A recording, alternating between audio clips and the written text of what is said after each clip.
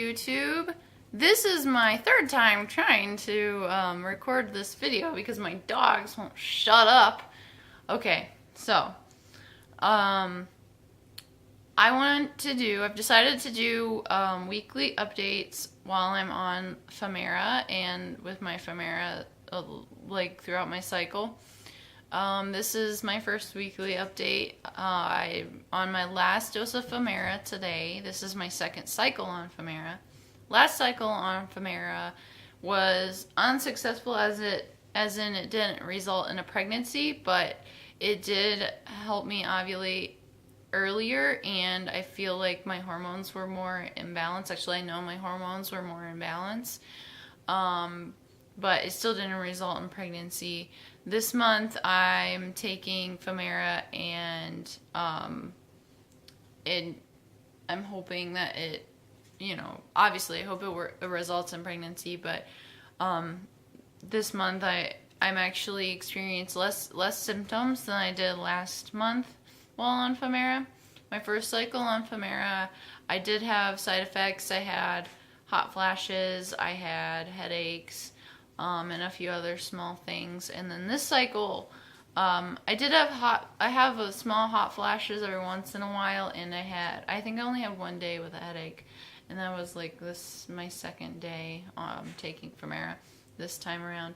So I'm happy about that the side effects have lessened. I feel almost normal right now, which is great. It's like I'm not even on meds. And so last cycle when I was on Femara, I did notice that I did have more symptoms like during my 2-week wait because of I got my blood tested, and my progesterone is actually higher than it was before, so that's a good thing because my progesterone wasn't in the best range that it could have been. So I'm hoping that happens this cycle too. I'm probably going to ovulate between like 7 to 11 days from now. I'm on CD7 or cycle day 7 right now. And like I said, I take my last dose of Femara today.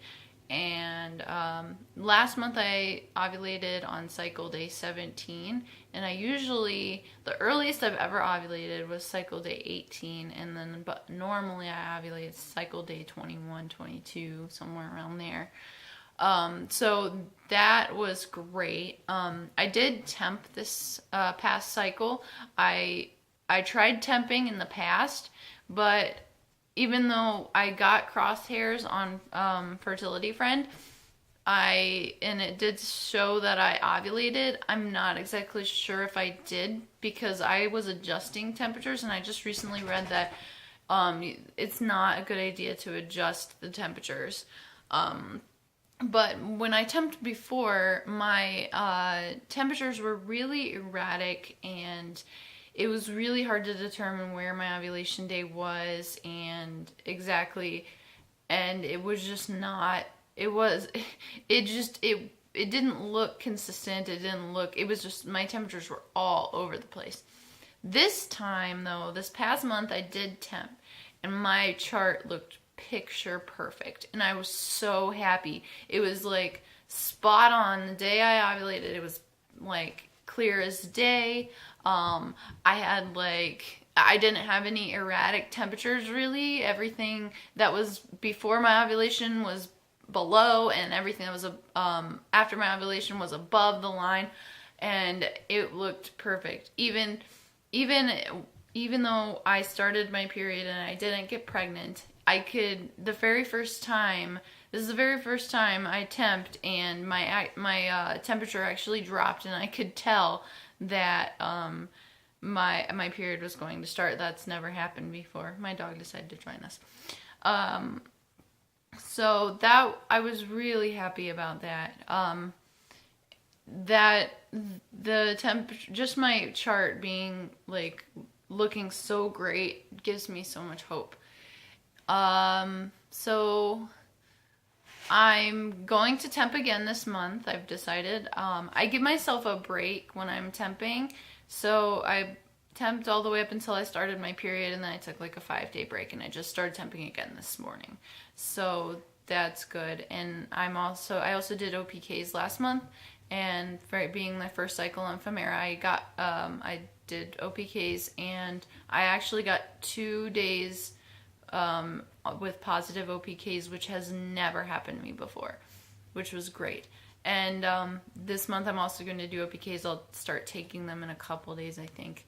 I'm hoping to ovulate even earlier this month, which would be awesome. The faster I get through these cycles, the faster I could either get pregnant or move on to more testing or whatever to make sure I get pregnant. I'm just like in the waiting game right now, just waiting to ovulate. It could be a while. Last month, what our plan was to have sex every other day, because that's what's recommended by the doctor, especially with my husband's MFI. This month we have a different game plan, because we know he has a low count and other low numbers. We've decided that we're going to break for about 4 or 5 days and not have any intercourse during those 4 or 5 days, and try to catch maybe the 2 days before I ovulate, and then have sex that 2 days before I ovulate. So that way his count is built up as best as it can be. And then we get like one good time, and then the day I ovulate also have intercourse again. So that's our plan for now. We're pretty excited about making this all work, and we're really hoping to get pregnant soon. I hope that my hopes for this cycle are really high, but I'm never 100% sure it's gonna work, and well, obviously, and I've never get my hopes up too high, because I don't want to get too let down. So yep, that's it. I wanted to do that update. I'm planning on doing another video of staying healthy with PCOS, and I'm hoping to update that one like weekly as well. And I guess I'll end this video since they're here. I'm gonna end this video by showing you my puppies.